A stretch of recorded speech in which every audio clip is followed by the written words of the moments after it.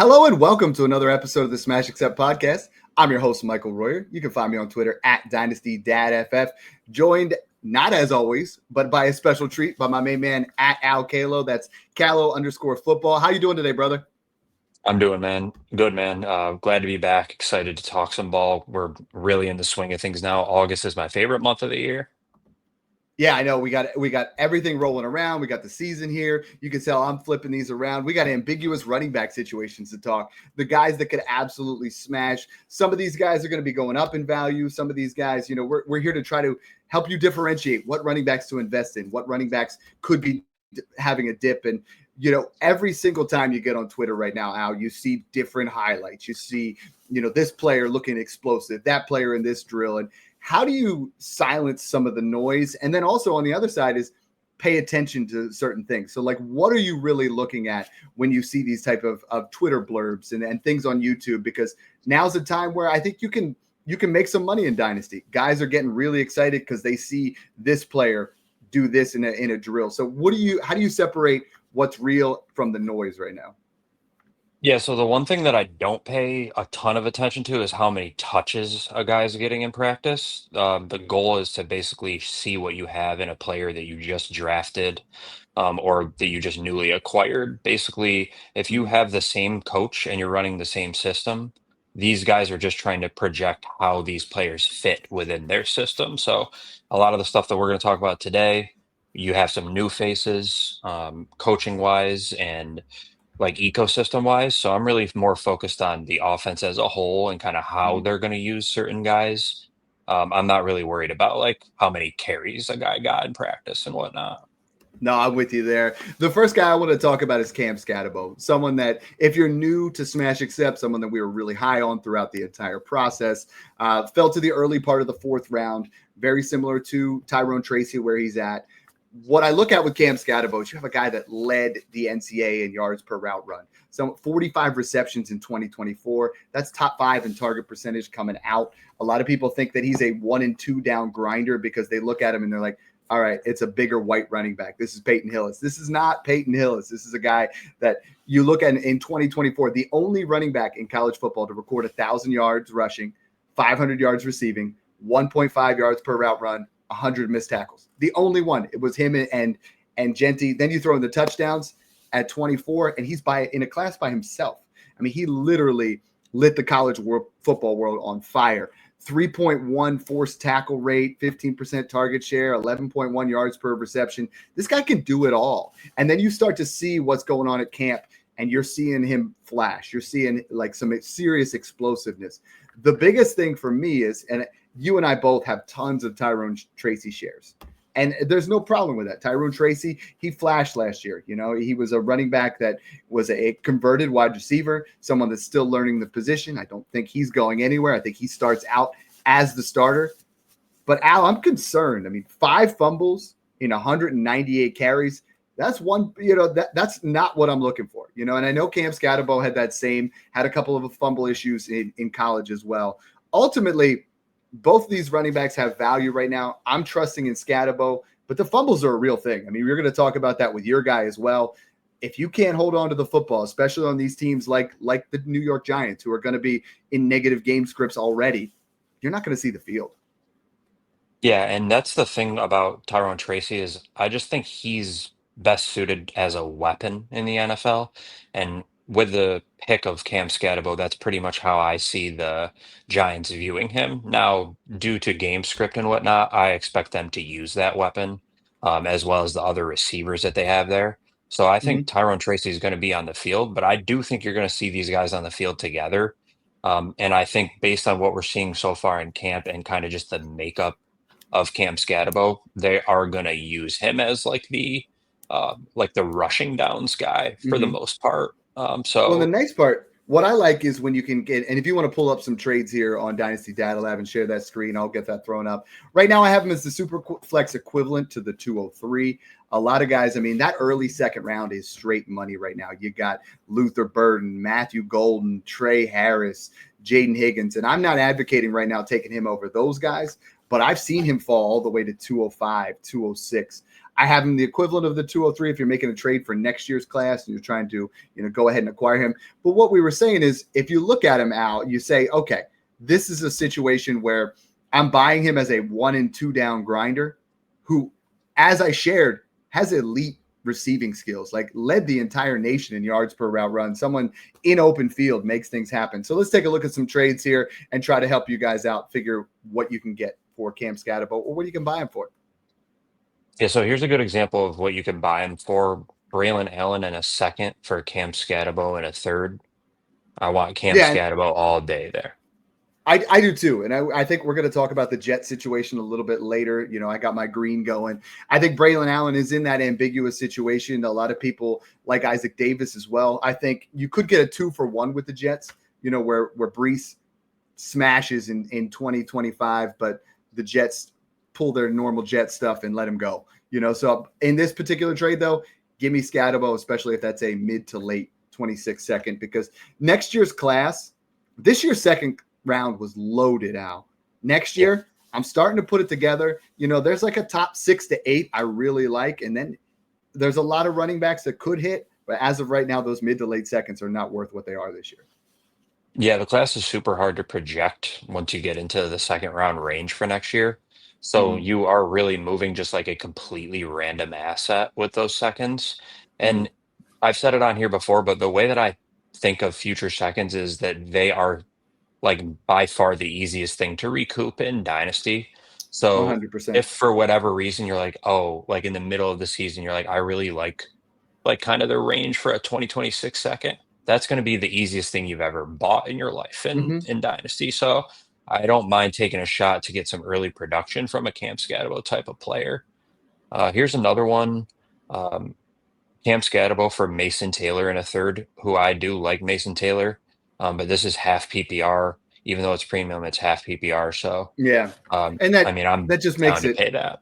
Yeah. exactly. That just makes it sit 1 point PPR for your tight ends. I do like Mason Taylor. I think Mason Taylor is that late second type guy. I liked him a lot in college. I liked what I saw. He's a big target, could be the number 2 target for the Jets, but he's also with the Jets. You know what I mean? Like, these are some of these situations where him and Terrence Ferguson and, Elijah Arroyo, I really like some of these guys for Dynasty. But if you need a running back, Skattebo is a guy that I think you, even in a rebuild in this situation, I think there's going to be a situation where you can sell Cam Skattebo for a borderline first round pick. Yeah, and then just two more quick ones. Who do you got here? Cam Skattebo or Keon Coleman straight up? I want Skattebo here, but I do think you're resetting the clock. Keon Coleman, I think, could break out, right? But his actual dynasty value is so low right now. Resetting the clock on a new prospect sometimes, right? Because like if Cam Skattebo doesn't perform year one, his value is not going to dip much. If Keon Coleman doesn't do it this year, his value is next to nothing. Like, it has dropped so far. So if I'm rebuilding, though, I don't have a problem taking a shot on Keon Coleman, but I would like Skattebo here. Yeah, and then the last one, because I think we should just give an example of what you can kind of sell him for with some hype right now. Cam Skattebo in a 27 second for Jameson Williams. Oh yeah, So give like me give me Jameson Williams JMO all day. all day long there. I mean, JMO, I think we're gonna do a ADP fade, but Amon-Ra St. Brown's targets went down drastically with a healthy JMO. JMO is, I think people forget how talented he was at Alabama. I mean, he was a top 12 pick, electric, someone that you're just excited about. And then all of a sudden he makes a couple boneheaded moves, the suspension, the injury. Yeah. We're gonna see a Jameson Williams come out hungry this year. A guy that I love, I mean, absolutely love, is this next guy, TreVeyon Henderson. We talk about fumble issues.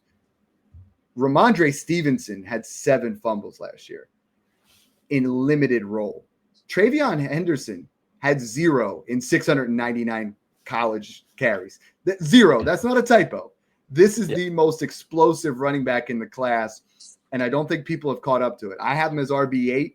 I think most of the industry has him a little bit lower. Sell me on TreVeyon Henderson, winning this job, or what his potential value is in Dynasty. Yeah, I could talk for a long time about TreVeyon Henderson. He was my RB2 coming into the draft rookie rankings. Mm-hmm. Um, just strictly because he has the most translatable skill set to the NFL when it comes to obviously the pass catching is the obvious part, home run hitter, but also the pass blocking is what's going to keep him on the field first, second, and third down. So when you see him land with the Patriots, this is a team that was very bad last year and is now completely retooling coaching staff, Mhm. offense, defense.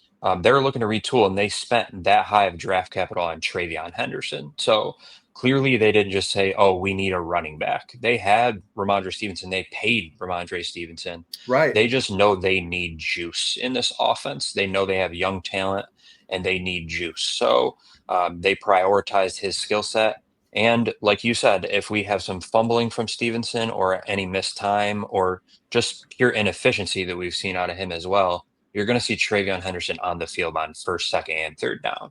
And you can say to me that he's just a third down back, but that's simply not the case. There's going to be No. production in the passing game on first and second down. And I know people are really high on the Patriots win total in 2025, but they're still going to be a team that's trailing in multiple games and going to need to use their weapons. Yeah, and when you look at him, I mean, he's literally the best pass blocker in this class. You know, that's why people are going to say third downs. But what I was really looking at, and I put a tweet out there the other day. I mean, like I said, 667 touches, 0 fumbles. Stevenson, 207 carries last year, 7 fumbles. Henderson, 7 yards per carry. Ramondre Stevenson, 3.9. 3.9 is not a guy you go out there and pay a ton of money. 11 carries in his career for 20 plus yards for Ramondre Stevenson, right? Yeah. Henderson, 11 carries of 50 plus yards. This is the explosive guy. Like that blows my mind, right? I was looking at this and I was like, what kind of explosive play is it? 50 plus, not 20 plus, 50 plus. Like he's that kind of player. TreVeyon Henderson is someone that I love right now trading Henderson in a late second or Henderson and a first for Saquon in a second. Give me all the Henderson shares. I want to tear down as much as possible. And you're going to see a lot of trades on here like that. The first one I want to talk about is TreVeyon Henderson or Kyron Williams and Cortland Sutton. We have a lot of people this time of year that say, you know what, I'm going to get 2 veterans here. These are guys that are going to put me over the top. Would you rather have Henderson or Kyron and Sutton? I do like Sutton. I do too. But like this is what you got to pay if you want to get your guy, especially with a Mm-hmm. rookie. So if someone needs you to add Cortland Sutton to the deal in order to get TreVeyon Henderson, then I'm totally fine paying this. Well, here's an interesting one, and this is sometimes you got to get. I always say I never make a 1-for-1 trade. So like this trade looks like the guy wanted Henderson and he wanted to give up Bucky. 1-for-1. Terry McLaurin and Henderson or Jacoby Myers and Bucky. Oh, I'll definitely take the Henderson side. Um, Yeah, I'm on board there 100% as well. the difference between McLaurin and Jacoby Myers is relatively substantial for at least 2 more years, in my opinion. Mm-hmm. And he's one of the guys that I do think just will be on the Commanders one way or another. So, Yeah, I think um, so too. so I'll definitely And take that side. there's rumor that he might Le'Veon Bell it, but I don't see it. As a wide receiver, we saw how that worked for Le'Veon Bell. Here's a great one. We always talk about insulated trades, getting a player plus a pick, where I think this one could literally swap. TreVeyon Henderson in a mid-26 first or Devon Achane. Oh man, don't do that one to me. I know you love Achane, but this is what I'm saying is if you got that insulation there, it's a mid-26 first. Next year's class, I mean, you have Love, Sellers, Singleton. There's a lot of guys really starting to move up boards. What do you think here? Yeah, I'll take the Henderson side. It's a smart move to make. I just don't see any way that he fails. Now, does he have the upside of HN right now? No, but that's what you're saying. You get a first on top. And this is one where it's a no-brainer, but I want to point out because of again the Skattebo hype, you got Roman Wilson, Skattebo in an early second, or TreVeyon Henderson. It's not even close. TreVeyon Henderson, please. Right. There's a gap. I would pay a late first on top of Skattebo to get up to a TreVeyon Henderson. TreVeyon Henderson is Yep. that good. I keep telling everybody, especially if you're really trying to get a wide receiver, use that late 26 first, use that to move up there because I think 1 through 8 next year is going to be pretty solid. 1 through 3 is going to be pretty elite. But I think if I can get a late first and move myself up there, I'm going to take opportunities. I'm going to take shots at those type players. The next guy for me, and you guys know, as far as rookie hype, as far as guys that I've been interested in trying to get, RJ Harvey has been my guy. And you've gotten a better value. I mean, at this point, he's dipped in value, but he's still, if you pay attention to what's going on, I think Omarion Hampton could be in this same sentence where they brought in Najee Harris, or Najee Harris was there, then they draft Hampton. You're like, okay, well, this is ambiguous. It's not. Omarion Hampton's going to, especially with the fireworks and everything like that. We don't even know what's happening with Najee. He could be a top 12 back this year. RJ Harvey, if you paid attention before they brought in Dobbins, Sean Payton was talking about what? Sean Payton was talking about the ability of him as a pass catcher, another guy that you could put into that Alvin Kamara, Reggie Bush type role that Sean Payton's always wanted. I'm not letting the addition of J.K. Dobbins, who you and I both love J.K. Dobbins, like as a player. So as a player coming out of college, J.K. Dobbins is better than R.J. Harvey. But J.K. Dobbins has now had 5 years of injuries and proving that he can't be out there on the field. So I'm not letting J.K. Dobbins addition at, solid backup money talk me away from investing in R.J. Harvey. Sean Payton, when we talk about running back target share, 21% every year, never finished below 6th for his running backs. Last year, Jaleel McLaughlin, Javonte Williams, like those guys were getting peppered. And RJ Harvey is another level of explosiveness. I mean, last year, 54 runs of 10 plus yards. That's second only to Ashton Genty. 32 runs of 20 plus. 32 second only to Ashton Genty. Like this dude is electric. I'm excited to see the trades because I had him all the way up as the equivalent of the 108. Now I think you can get him more of that 110. If I can give any late first in 2026, even to throw in another player, I'll do it because I think RJ Harvey is going to early on see about 60% of the workload. But when, not if, J.K. Dobbins misses time, he's going to be a league winner. And I think those are the guys that you buy the suppressed value on a Caleb Johnson or an RJ Harvey because they're in a timeshare. Both of them have been 3-down workhorses in college. And that's exactly what I was going to say is there is some sort of dip now in his price due to Dobbins, and that's not going to move me at all. Yeah. So I do expect Dobbins to be involved, and actually not to get sidetracked, but I like Dobbins' value in redraft because I do think he's going to give you some work. So I just wanted to say that because I'm not dismissing him as a player and saying Harvey's going to get 20 carries or 20 touches, but I'm like super high on this offense. And I just think like he was so targeted in the draft that means something to me. So capitalize on any dip for sure. This is the definition of ambiguous running backs is RJ Harvey's going in round 7 and J.K. Dobbins is going in round 10 of redraft. So in redraft, no problem there. In Dynasty, it's going to be RJ Harvey. In Dynasty, would you pay a late 26 or 27 second for J.K. Dobbins? Yeah. Yeah, that's where I'm not paying a mid though.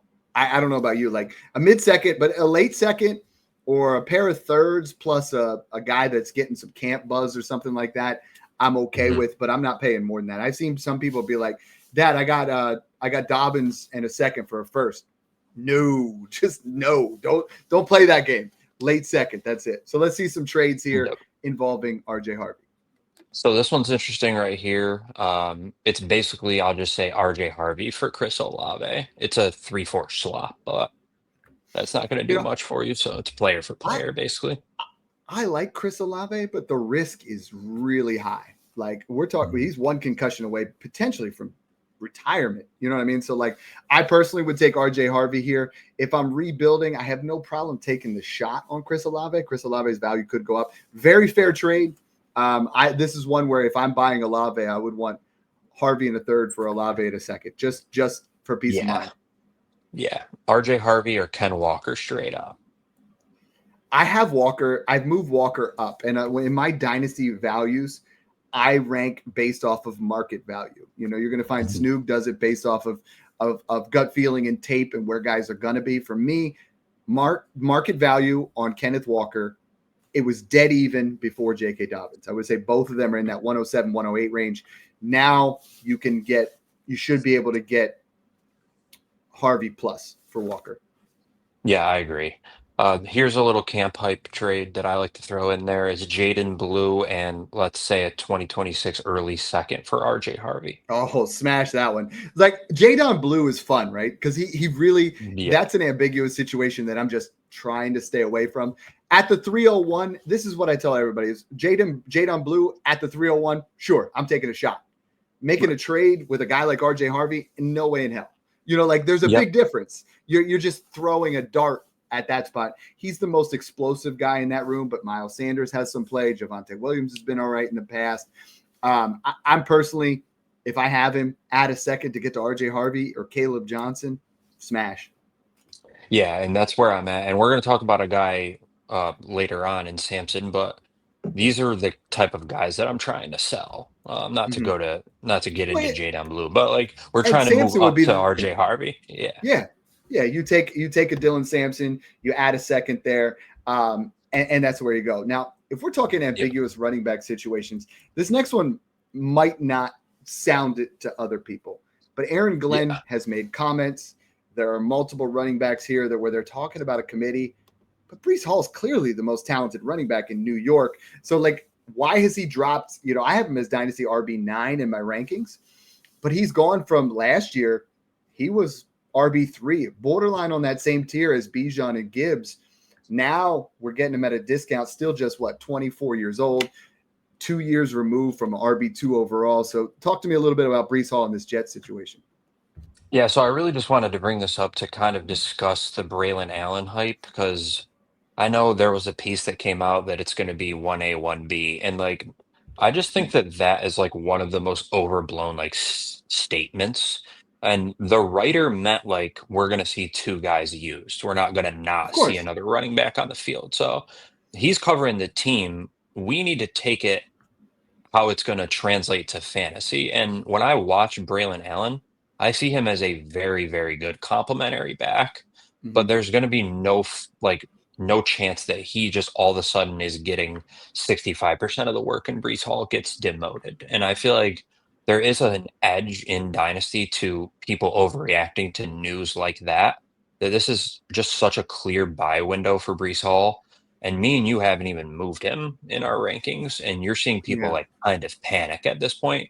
But you do need to focus on what I said earlier, new coaching staff, not projected to be like a high flying passing offense. So the way that I always like to view these types of situations is does this football team want to win games? Then they simply need to use Breece Hall and Garrett Wilson fits into that mode as well. They simply cannot win games without using their best players. We got a new coaching staff trying to prove themselves, new offensive Mm-hmm. coordinator. Both came from a 1-2 punch at running back, but both got a lot of production out of their running backs. Yeah, and I mean, when you look at it last year, it was every situation is technically a committee of some sort. He had 26% snap share for Braylon Allen last year. In his three Yeah. games with 35% plus, though, he finished as the RB2 in all three of them, including that week 2 game. I believe it was against Buffalo, 56 yards, 2 touchdowns on 11 touches. And Yeah. he flashed at times, but he's a short yardage specialist. 14 of Mhm. 16 in short yardage situation, which is one of the best in the league. Goal line type of guy. I like buying both of them right now because this is that Me too. 2-for-1 special in Dynasty where I really see a very soured situation where Breece Hall, whether he balls out or he doesn't, he leaves and gets a contract somewhere else and is that back that we know he is. And Braylon Allen gets a little bit more of a role next year.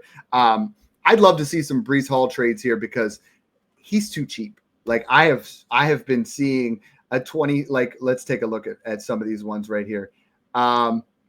We have I agree with buying Braylon Allen though. I don't want people to hear what I'm not saying. But like you nailed it. Like invest in both of these guys. I'm just saying don't sell Breece in a panic because of Braylon right. Allen getting touches. Like I said earlier, he's getting touches in camp. Like of course he is. He's their second running back. I got a fun one right off the bat because this is something that Yep. you and I have talked about a lot. Quinshon Judkins and a random 26 first, or Breece Hall and a random 26 second. Because it's random, I would take Breece here. I'm pretty much buying him for like I'm buying him. He's at like a 105 for me. So that Correct. gives me a Same here. 50-50 shot of like basically a first tier up. So maybe I am just that low on Judkins at this point, value wise, but yeah, I'm willing to pay that for sure if it's like a missing piece to my team. Some of these just don't make a ton of sense to me, like a Breece Hall and a late 26 first or DK Metcalf and Justin Fields. Oh man, that one's tough. But like a lot of people do have Justin Fields as like a random bench quarterback, so I think I am willing to pay that for Breece Hall for sure. This is one where you and I were talking a little bit about Jameson Williams, Amon-Ra St. Brown, or Breece Hall and Rashee Rice. Ooh, that one's fun. I think I'd take Breece Hall and Rashi Rice actually. That required some Yes. thought, but yeah, I'm on Yeah. that side for sure. And then the last one here, and this is, we get into these situations, Al, because you want to win. Everybody wants to win. Tyreek Hill and a mid 26 second or Breece Hall. Oh, Breece Hall for sure. Yeah, those seem to be an easy way to kind of get through those. You take those veterans, your Devontae Adams, your Tyreek Hill, your Mike Evans, you pair them up, you get yourself into a running back that's going to be a lot better for you long term. The last one here that I want to do, and then I know you have one more. Before we do that, I wanted to share, guys, right now, best deal out there in fantasy football. It's the Patreon. To get into our Discord, patreon.com/smash accept. Al's answering questions in there all the time. Use code Calo for 50% off your first month. I haven't thrown that one out there for a while because we've gotten so many people add at full price. But you know what? We're going to throw it out there because this is a product I believe in. If you guys get in there in August, like you have my top 250 Dynasty, all of my rankings. I have all of my redraft rankings. I have all of my top 250 redraft players. Like everything's in there. Al, you've been a part of other Discords. You're answering questions in there in your own section with your Substack and those kind of things. Like, what makes the Smash Accept Discord different than the rest of the products out there? Yeah, I'll say it again. It's really just like you don't ever have like a lull period in there. There's always interactions, whether it's with us, Snoog, everybody in there. We're doing redraft now, so you get a perfect mix of how your dynasty team translates to 2025 redraft and how Mm-hmm. we can actually win championships by using those types of tools. So you getting Mm-hmm. all redraft rankings in there now. And that's my favorite part is pairing those two things up because the ultimate goal is to win in 2025. And right now, as a group in there and as a community in there, we're really focused on championships in August. Yeah, the really cool part is, yesterday I had a busy day at work, and I have different spots in there where I have guaranteed for a VIP within 4 hours, and I was making sure I was getting those all in there. By the end of the day, and I had 135 DMs. And I gladly answered them all. I just rattled them off. Yeah, I'm just like, it's time to start winning people some money, and I think sure. Dylan Sampson's going to be one of those people that wins people money in a multitude of different ways, right? If Quinshon Judkins is suspended for 1 to 2 games, I think he ultimately is that change of pace guy that pairs very well with Quinshon Judkins. If Judkins is suspended a long period of time, let's just throw it out there. It's the entire season. I don't have any idea what it is. Then you see Jerome Ford as the starter, but Dylan Sampson down the stretch is going to get more and more carries. Even if Quinshon Judkins is the guy, they're going to want to see more from Dylan Sampson, right? Because when you have your running back that you invested in that much capital, like they did Quinshon Judkins, and we see some character flaws, they want to know what they have. So they're going to see what they also have in Dylan Sampson. I know he's an undersized back. He's a guy that has, limited career receptions, but I think that's more of the system that he was playing in. He has a 4.38 elite speed, someone that shows that he has the ability to catch passes, just not a lot, and elite open field creativity. This is someone you get him in the ball in space, he's going to make things happen. The reason I said he's going to win you money, make you money, is he's a super flex equivalent of the 208 right now. But Al, the other day I sold Dylan Sampson and a random second for a 26 first that's projected late. But as well as I do that Dylan Sampson is never going to be worth a first round pick. Like, I think he's a fine back. He's a guy that looks mostly like a change of pace back. He could put on some weight. He could be a guy that, ends up getting more and more of the workload. but I don't think he's ever going to be a guy where I'm like, you know what, give me Dylan Sampson over my 27 first. I'm going to use him as a way to tier up. We talked about it, about getting Caleb Johnson or RJ Harvey by giving up Sampson plus. Camp situations, suspensions, they give you opportunities to capitalize on people's fear. And sometimes people are just worried about a Dylan Sampson type. They're just like, okay, I'm not 100% sold on the prospect. Let me trade him. Other people are like, oh, damn, Quinshon Judkins out. I better go get me some Dylan Sampson. So let's take a look at a couple of quick trades here on what people are doing with Dylan Sampson. Yeah, I'm on the same page as you. I'm definitely tearing off him. I think he is going to provide some value this year, but you're not seeing like a long-term stability with him as an asset. So that's really what I'm targeting.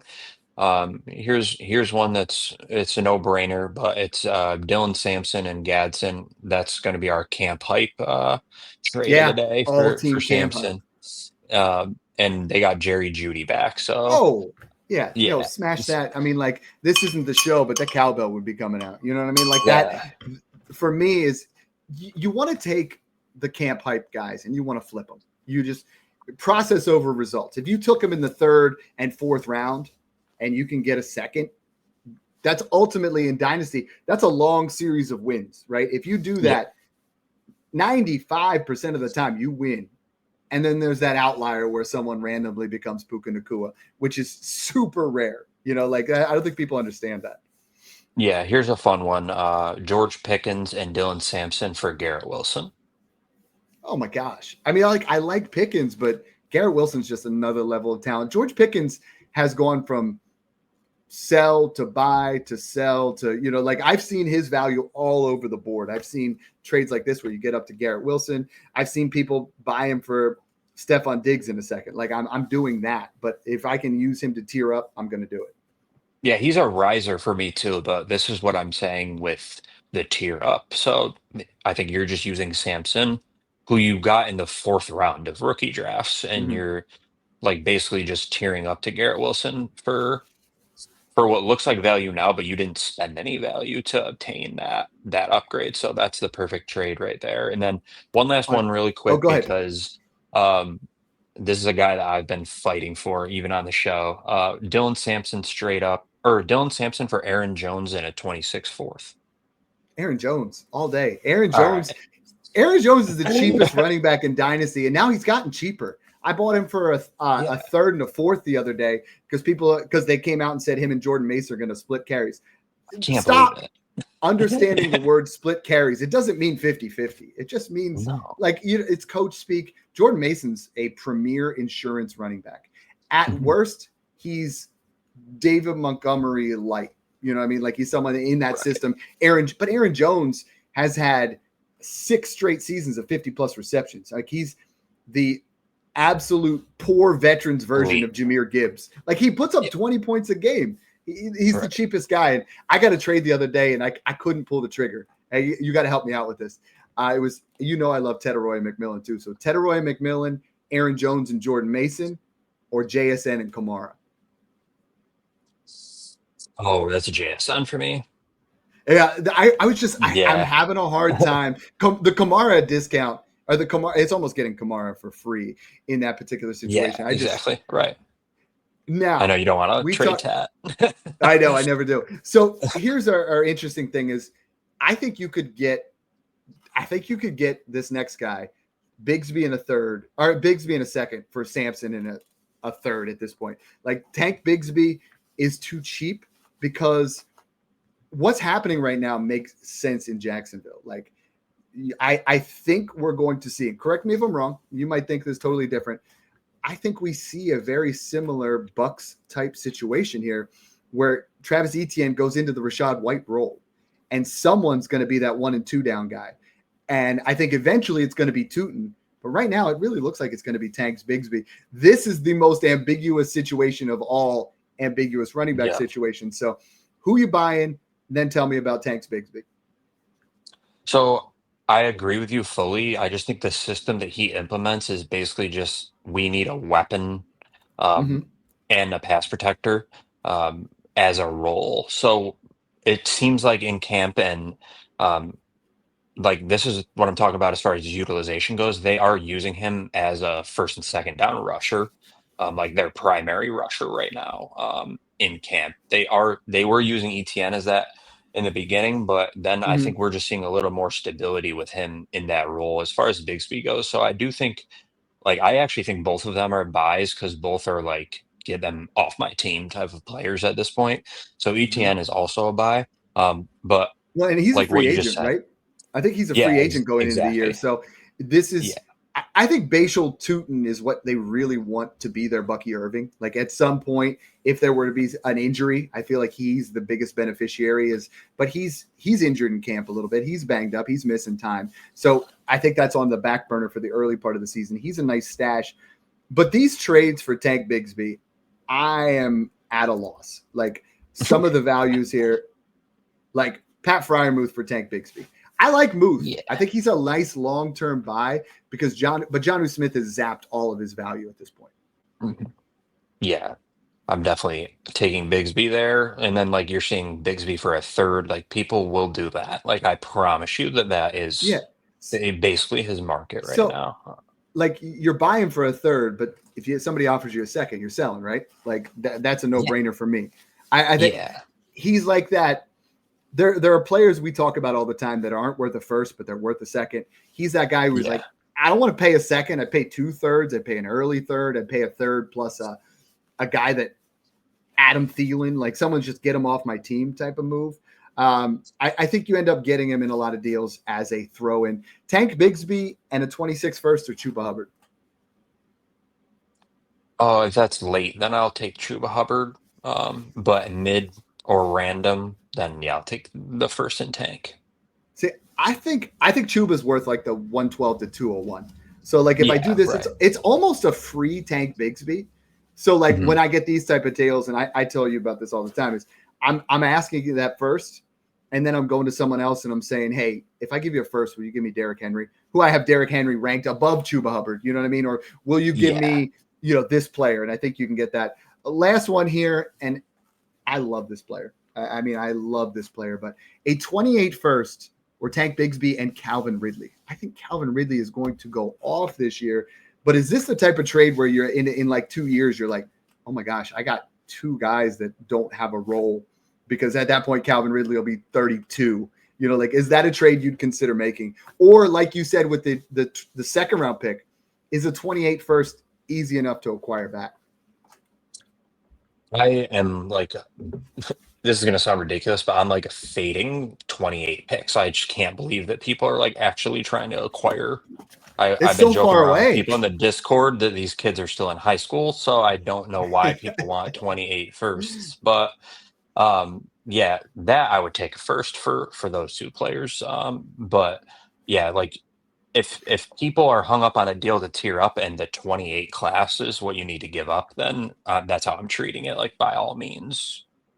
I'm going to throw this up there down again. Patreon.com/smash accept. Use code KALO50 for 50% off that first month. You got a lot of cool things going, not just in the Discord, not just what we have at Smash Accept.